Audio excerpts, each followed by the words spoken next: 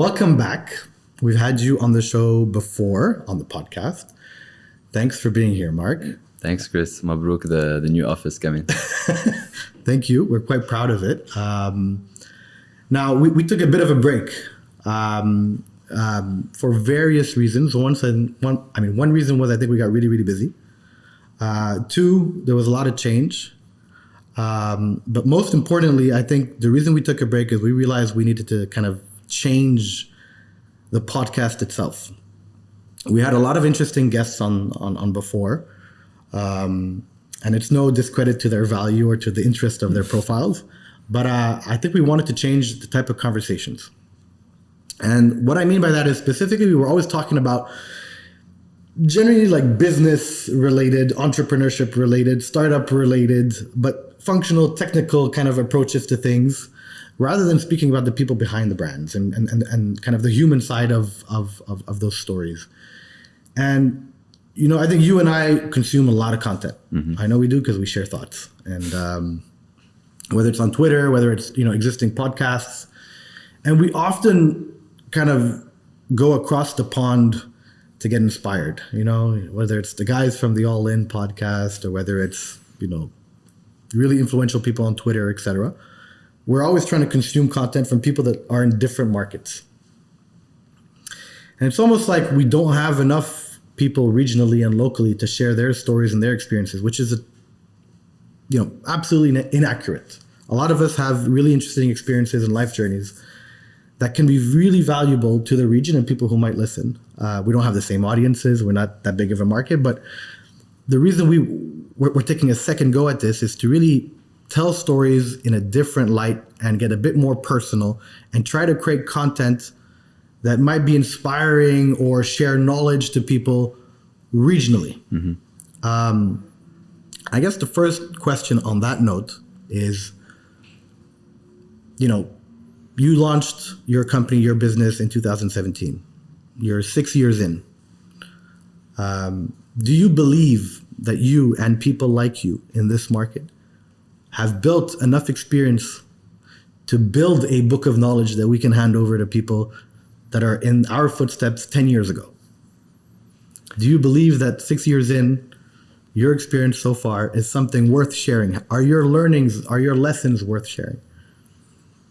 I want to start by saying thanks for bringing the podcast back, because I missed it. It was something that I would go for whenever there's a major event usually. And I was like, I want to hear what Chris is commenting on that. So I just wanted to put that first. In terms of learnings, I would say it's easier to comment on what not to do than there's just so many different experiences in our experiences that almost anything someone will say you should do this or recommend, I found there's a version that will contradict it. But it's much easier to share. It's much easier to talk about the things that I would have avoided or were mistakes 6 years in. Or I'll give us an easy example. Like when we started, we raised 200K as a seed round, and we went 1 year. That lasted us a year, which is now almost unheard of to raise a 200K seed that lasts you a year to get you to your next round. $200,000 lasted you 1 year as your seed. Exactly. Your runway was 1 year. Yeah. And now obviously it's easy to wear that as a badge of honor, but then you're like, why save yourself that hardship and raise? You don't have to go all out, but at least get yourself like if we had 500K, for example, we probably maybe would have taken a salary, would have taken things. Is that a mindset shift? Do you think people are now like, if you can raise it, just raise it? Whereas before you were a bit more kind of conservative in your raising, or? We were conservative because it was the first time we were doing this. Just to have 200K on a PowerPoint was completely insane for us. So we didn't know that was necessarily an outlier. So we were just dealing with, and we were the first in our space. It was new, etc. So, but there was a lot of sacrifice that went in that, now we've seen both spectrum of what happens maybe when you raise too much and you become slower. I think it's easier for, like, when I talk to a friend who's starting something and he's like, I got a term sheet for 200K, should I call it a day? Like, I think that extra buffer. So that's kind of some of the experiences I think that. And so specifically in that example, for you, the learning is what? The learning is it if you can raise it, always have kind of a treasure chest with more than you need. Yeah. Because your experience has taught you that you don't know what's ahead. Is that the learning? It is. It's a learning, and I think the weird thing is like Brian Chesky, the CEO of Airbnb, will be a very big advocate of that. But it's as if it's, as you said, it's not enough regional maybe knowledge when it's become maybe more common knowledge in the US that you take every dollar that you can. And like in some rounds we had to argue with some of our investors to take additional capital at the expense of dilution because you need to plan for the unforeseen. Okay. Now 6 years in, you've learned a lot, you've built a lot, you have a successful company, you have a growing team, great kind of, I would say customers, etc. You've survived some of the most difficult times, I think, in kind of the region and globally. Like, looking back now in terms of where you are you successful in terms of where you imagined Sarwa to be, where you imagined Mark to be? Are you successful in your mind? No, I would say there's still a lot to accomplish, that it's difficult to... On a personal level or on a Sarwa perspective? I think I'm proud with, you know, what the team has accomplished and where we've gotten as a brand, as an innovator in our space, as a first mover. There's still, it's easy to just always think of what's on the next thing. So I think it's a balance of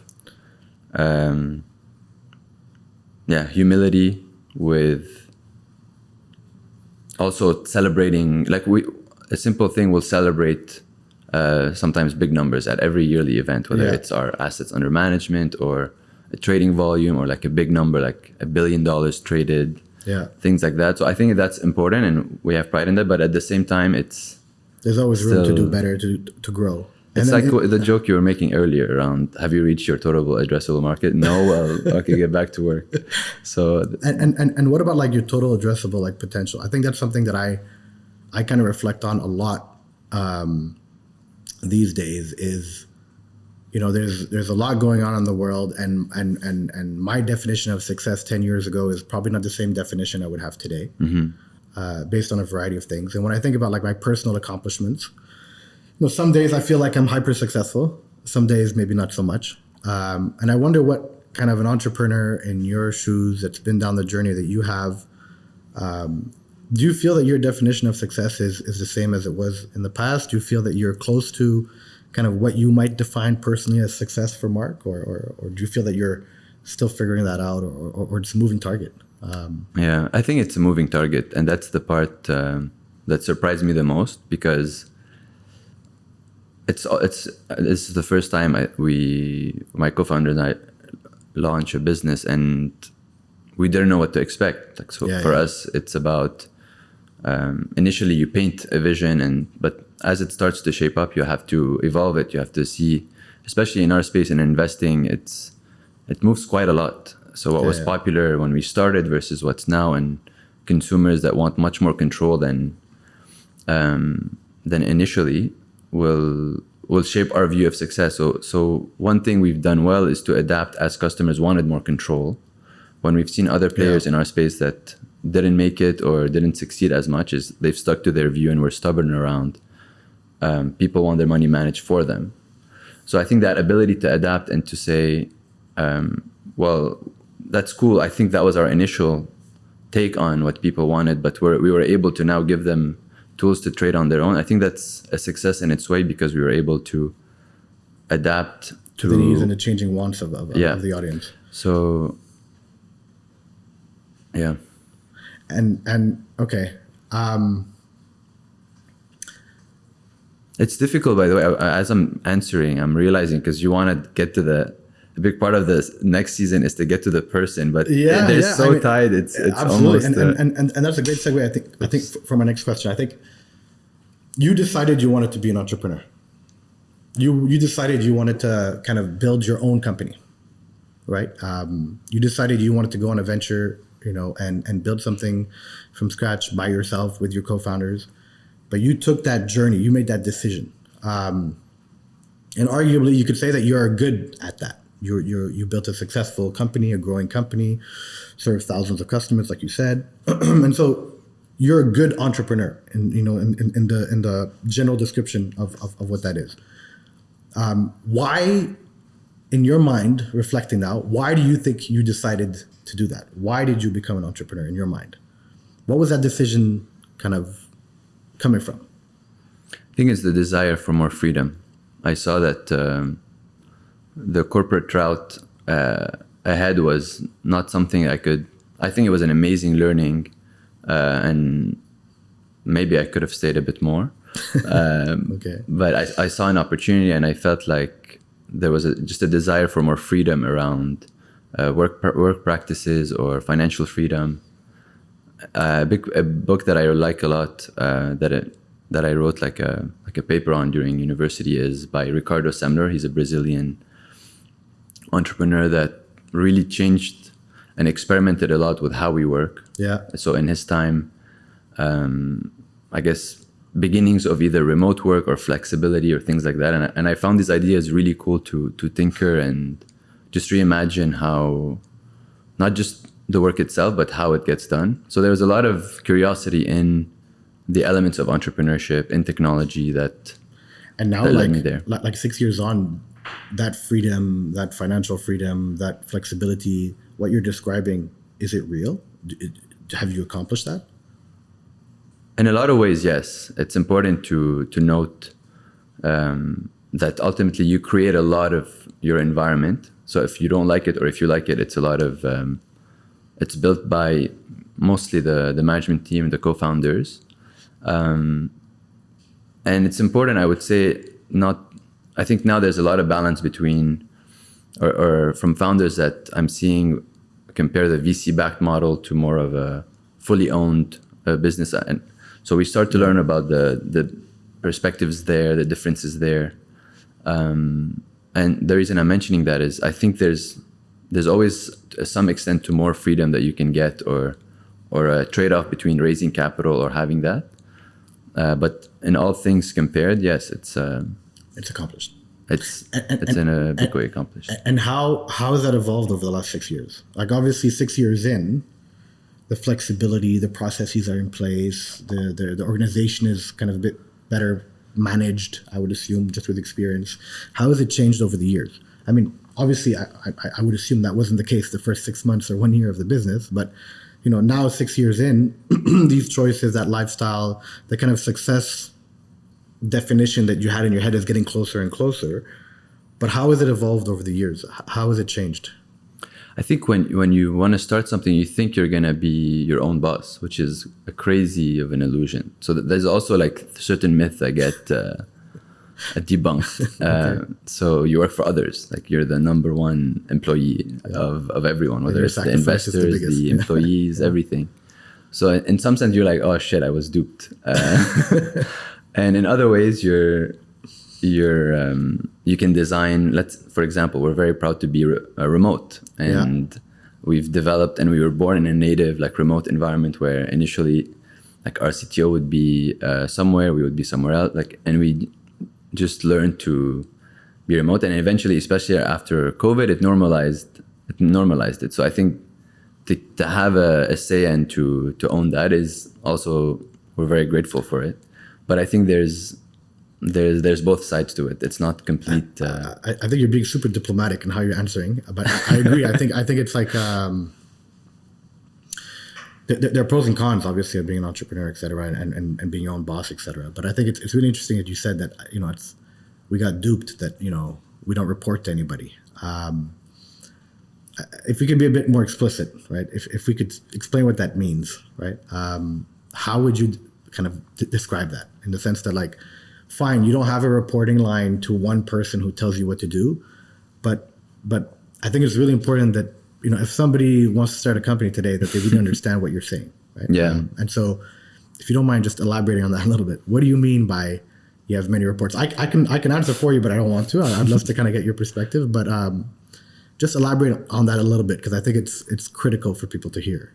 I think it's important. And it's not a negative. No. It's not a negative. It's just important that that's a bit explicit.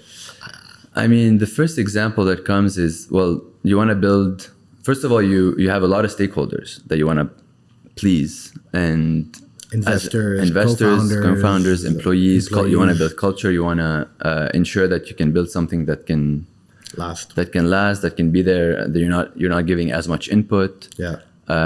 So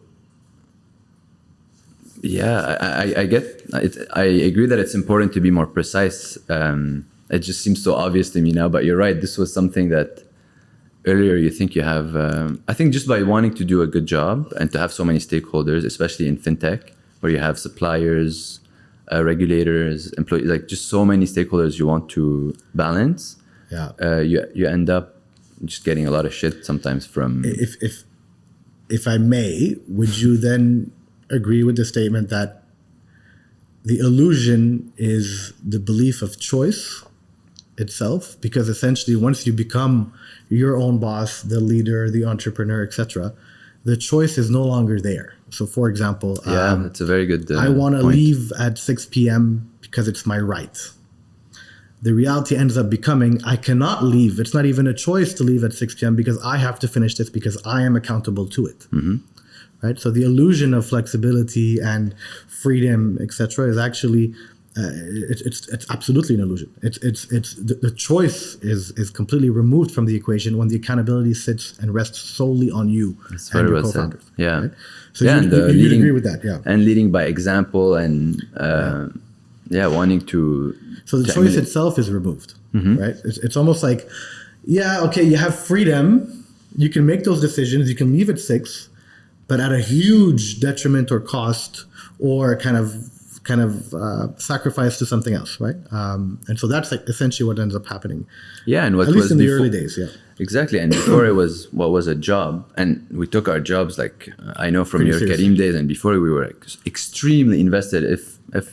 Probably that hasn't changed the level at which you're invested, but the amount of ownership and accountability that you owe to so many people is very different. Before, ultimately, worst case, you rage quit if someone was unfair to you. Here you have to. There can be so many stakeholders that could be hostile, but ultimately, you're such a big part of the puzzle, and you just have to cool yourself down and continue. What do you think the biggest sacrifice is? If you could kind of put your finger on one thing, what do you think one of the biggest sacrifices are that you've made in order to build, Sarwa or this company in general? Like, what do you believe on a personal level is one of the biggest sacrifices you've had to kind of put on, a shelf for a while or come at the cost of in order to build kind of a business in your mind?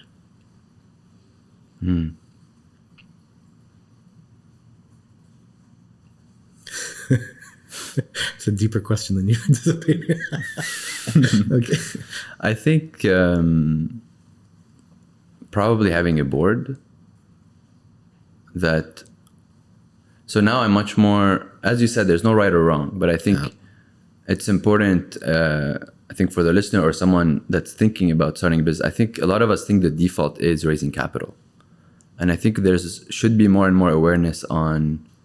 That it sets you on a specific path so we're lucky we have a lot of investors that are very long term, but that's not a given and can set you on a path to sometimes like almost as an analogy that you put in a company on steroids to grow faster, that could lead to I think perverse effects. So I think the sacrifice could be it can seem like a big distraction but it's a very important investment to invest in good investor relations, because especially when it's times that are challenging, as you said, you're united in how you face them, and you feel you have that today. I feel like I have that, but it's a decent amount of work, of giving up control, of putting other people on the decision making table and sharing that burden a little bit. Yeah. Or sometimes you have to answer to other people's views and you have to respect it, because ultimately they have a board seat. You can disagree on certain things. So and personally, as Mark, having built this business 6 years in, like, what are the sacrifices that you think you had to give up on a personal level? What has this company cost you in your mind? Do you feel that? I don't feel that, honestly. I can see that down the road or on a long-term basis, I can see that founders, you might want more exposure to other problems or other opportunities. Yeah. So, for example, a venture capitalist will have exposure to so many different industries, possibilities, and can be rewarded for it. As a founder, you're tied to this one thing, and you're in full control, which is very rewarding. But I think very long term, that could be an issue that I can foresee, where a lot of the founders I meet or entrepreneurs are curious by nature. They want to tinker with other issues.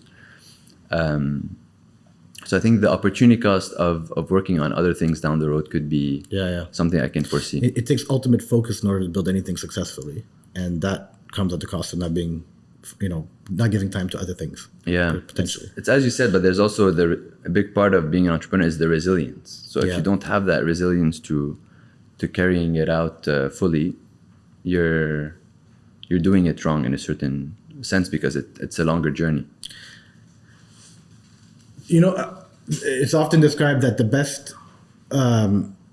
best leaders are people that are able to make, subsequent good decisions. Mm-hmm. Like one good decision after another good decision after another good decision, right? And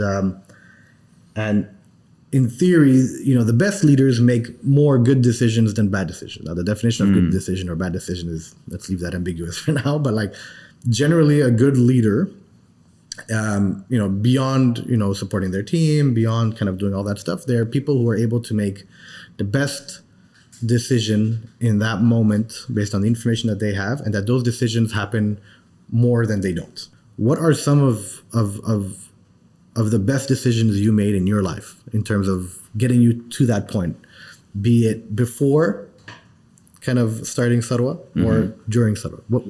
If you reflect, what are some of those decisions that you believe you made that made you a good leader? Hiring the management team of Sarwa, it was by far my biggest contribution, I would say. So your co-founders and the level underneath that? Yeah, exactly. It's really, it set the tone for everything. And what made you good at that, in your mind? I think taking my time and doing that and relying a lot on trust above everything. Because before Sarwa, there was a very short period where I tried to work on something, and the guy ended up taking the idea, raising capital to try to steal it. Like the classic story that you're like, really, this happened? And it did. And I was like, God. So anyway, it ended after that. I was like, okay, the next thing, trust is going to be really critical, because it can you can have the best idea and everything, but it can come and destroy everything if you don't have it. And so you trusted your leadership team, management team fully when you brought them on board. Yeah, and we just placed a big factor on, okay, this person is somehow connected to us or was referred. We very rarely, if I think of it, actually no one on our management team was someone we met randomly. It was always through... There was some degree of separation. There was some degree of, exactly, of like an intro or referral. This person is the sister of or the cousin of, or like, not by necessarily, not that we would look for it. It just happened so that we valued or saw a good... So picking your management team and then really investing in strong relationships is something that you believe that you did really, really well at the beginning. Yes. And today even, like... And so how do you scale that in a company? Like, how do you make sure that happens through and throughout an organization? Like, how, reflecting today, like, it means that trickled down, like that continued. In order for you to build, an organization that was successful, at some point, what that process needed to scale. Do you believe that Sarwa did that successfully? Like, when you reflect on the organization that you built, from a people perspective, how did you scale that in terms of the ability to identify the right people? I think it's the mindset we struggle with a lot, you and me. So we talk about this a lot. I think it's a bit of a mindset of, I trust you until proven otherwise, as opposed to the other way around. Oh, wow.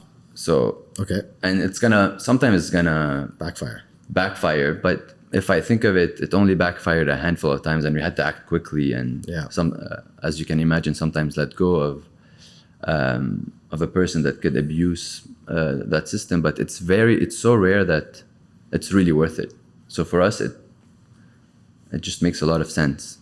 And honestly, it's also selfish because it also removes so much work of having to monitor or develop a system that KPI and metrics. yeah, there's just a lot of things that actually go away when you have that mindset because and we tested it. I think we just saw that people are just so and maybe it's the type of people that made their way to the firm, but they're very self-driven. So if you're self-driven, self-disciplined, you're gonna do really well. Is Sarwa a reflection of your culture, personally? You feel? To some extent, and my co-founders, and I think we built it in a lot of ways together. But yeah, there's a lot of personal kind of attributes that are transferred to the organization. Yeah, but very slowly and with time, as opposed to like a very deliberate exercise. At least that's from my experience. There was only like once or twice where we sat down and like, these are our values. But I still question the value of that exercise. It's nice. It sets it's like a guide when we're hiring or when something doesn't go well, why did this bother us? But it's not like, I still haven't seen this constant, sometimes I don't know what's your view, maybe I contradicted, but sometimes there's a bit of like I think it's important to have some articulation of who you are and what you stand for. Yeah. But it's not the end all of all conversations. It's this or nothing kind of thing, right? I think you need to have some sort of articulation so people know to some extent where an organization stands on specific things, core values, for example. But I don't think that they're the end all and truth barometer of anything, right? I think that they are there for guidance, not for rule. But yeah, and I'm curious. So it's just so interesting because 6 years into an organization has completely transformed from, day one, 200,000 seed to, hundreds of employees and a really successful brand in the region. What are one of the perceptions that you had going into this that you look back on today and you're like, wow, that was totally false? Are there any things that like, now you reflect, you look at your journey, you're like, I really didn't think that this was the reality. Is there anything that you can really put your finger on and be like, oh, wow, this is not at all what I thought it was going to be like? Is there anything that really stands out? I mean, we're not at 100. I'll pick on the hundreds of employees. We're not there yet. But I think one illusion or one misconception was that as you advance, as you get more scale, things get better. And that was a shock where there were some things that we were doing much better when we were smaller. Okay. And so, yeah, I think the realization of, at least, again, it's maybe very unique to our firm, but that the smaller the team, the more accountability, the more ownership. More efficient?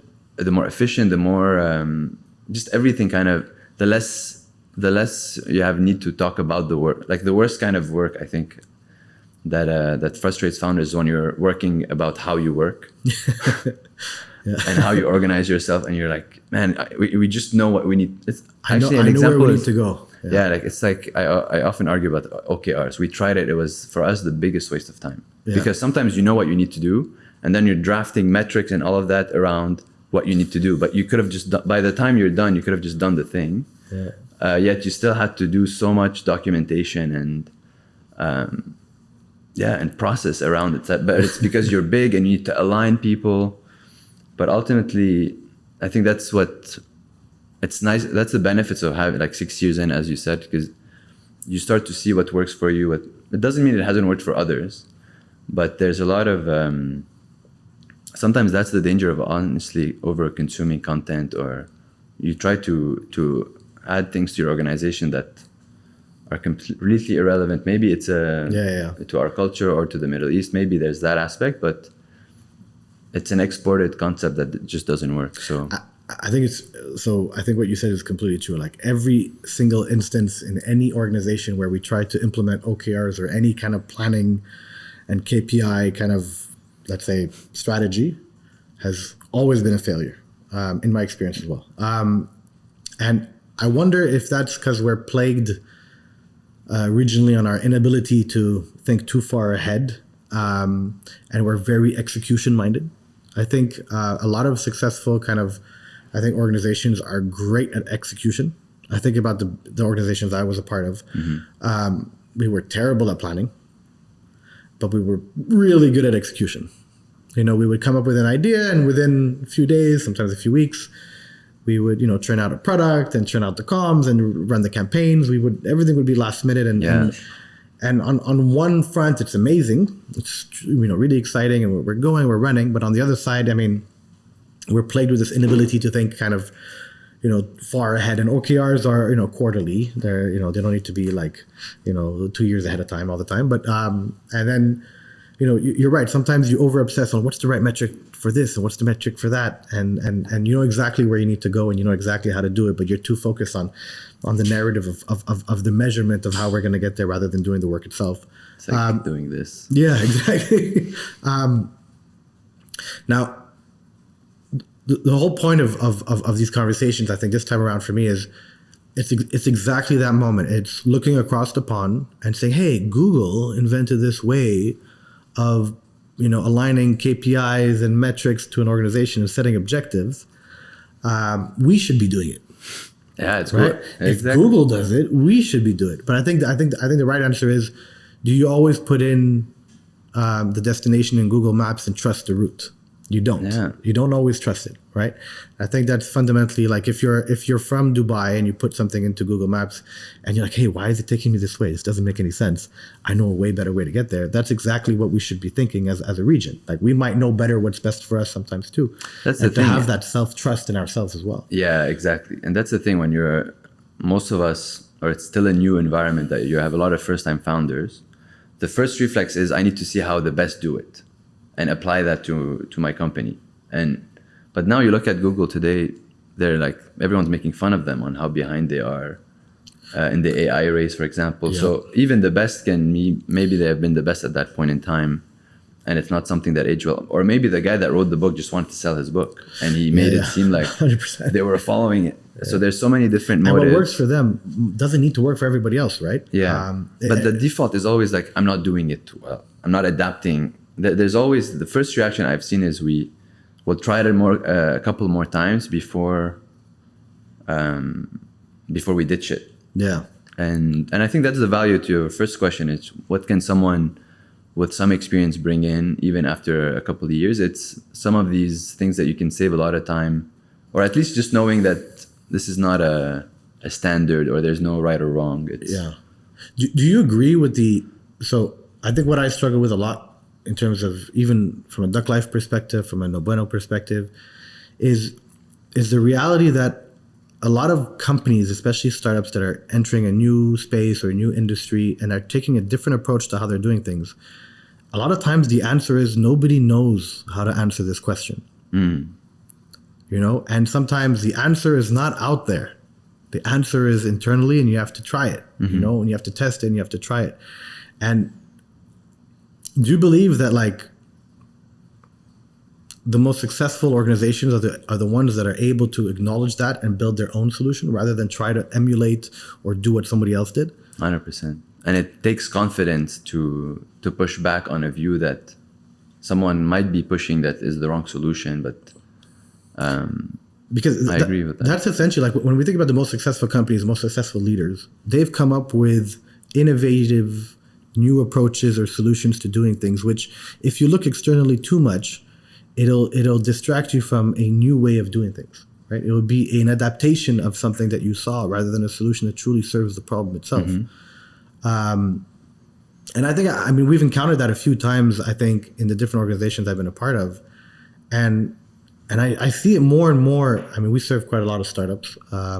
And a lot of times it's, I want to look like this, or I want to do that, or I want to communicate like this brand, or I want to be like that brand, or look how they did this, or did you see this ad, and did you see this product? And which I totally understand, right? I mean, if there's great players in the market, great brands, they must be doing something right. But a lot of times I think the most resilient brands that stand the test of times are the ones that are able to do things differently, or have their own twist on things. But on that point, because you said rightly that what drives that ability is confidence. And what drove your ability to start your own company was confidence. And what drove your ability to attract the right people that were, great co-founders and great managers was your confidence and your storytelling, all that. What makes you so confident in terms of your experience? What do you think gave you that ability to have that character to start your own company in your mind? What got you to that ability? I think it's two different things. To start the company, I don't think it's confidence. I think it's naive. Okay. Like honestly, I think a lot of people. Yeah. I always remember when we applied to start Sarwa, there was the first fintech accelerator in the region, and the panel. You had to be post revenue. You had to be in a lot of things, but the reason they chose Sarwa as part of the cohort is because when Jad and I were interviewing, we said it's gonna be easy, and you need to build an interface to help people investing, but. And apparently we only found out later a lot of the panel chose us because they just wanted to challenge that it was going to be easy. But on the outside, it was more naive necessarily than. Of course, there's confidence, but I think it's a blurry line between. They're like, oh, these guys don't know. Both. They're like, these guys have no idea what they're about to do. Exactly, because the guy was, I think, 30 years in banking, very experienced in like so many different areas of the bank. So yeah, I think it's a mix of naive and confidence. And you can be confident because sometimes you're unaware. Like probably had I known all of the everything, maybe I wouldn't have done it. But that's the best part about it is there's a part of going on an adventure with people you like working with, you trust. And so you genuinely believe one of the gifts of the reason why you started Sarwa was your ability to not know how difficult the journey was. Oh yeah, I think that's a key part of my trait, whether it's on a personal side or. But along the way, every time it got challenging, the resilience is what kept you going. Right? Yeah. And where does the resilience come from? I think the people around me and knowing when to not take life too seriously also. Do you think that? And I don't want us to go over too much time, but I think with just one final question. Do you think the reason that you're so resilient, the reason that you're so successful is not for the end result, but for the responsibility of your role at this stage? What do you mean? I feel like, we look around Duck Life, look around No Bueno. There's a bunch of people that, work here, depend on Duck Life, make a living, based on this company. I'm responsible. I feel responsible to that. Like if I decide to, fuck it, I'm going to stop and I don't care anymore, and I decide to stop, it literally has an impact on every single person in this organization as well. Mm-hmm. And a lot of times I think that the reason I keep going is not because I want to have this huge, success at the end of the day. A lot of times I'm responsible for these people. Yeah, that's very right. I'm glad you shared that. And as it grows, that burden becomes a bit heavier and heavier. Yeah. Right? And maybe burden is not the right word. I feel like that sounds super negative, but I feel like I get what it's not. I start to feel that sometimes maybe a lot of the things that keep you going is the realization that if you stop, it's not just you, right? That the responsibility is a bit more than you just deciding, I don't want to do this anymore. Yeah. And then like if you agree with that statement, that responsibility grows with time, right? So families, dependents, more employees, more countries, more customers. Once you're a consumer brand, there are people that rely on your platform, right? And in your case, like their savings, their living, their investments, right? How does that kind of play in your decision making and your responsibility and how do you live with that? You said it so well, and I will add. Sometimes it's also sometimes the admiration of an employee or a customer to your product is all that you need to get you going again. And you're like, man, Sarwa is so special to that person today, or that observation, that it's going to give you sometimes the drive and the resilience to that you needed. I don't know if it's healthy. Like having that much kind of. I agree. Like I think it's admirable. I think it's a good trait to have to care. Like I feel like sometimes it's awesome. I care about my team. I care about people, but at the same time, like how can that be healthy, right? And it goes back to your question around the sacrifice. I think that's probably the biggest element of it is how your identity is just so loose compared to your company.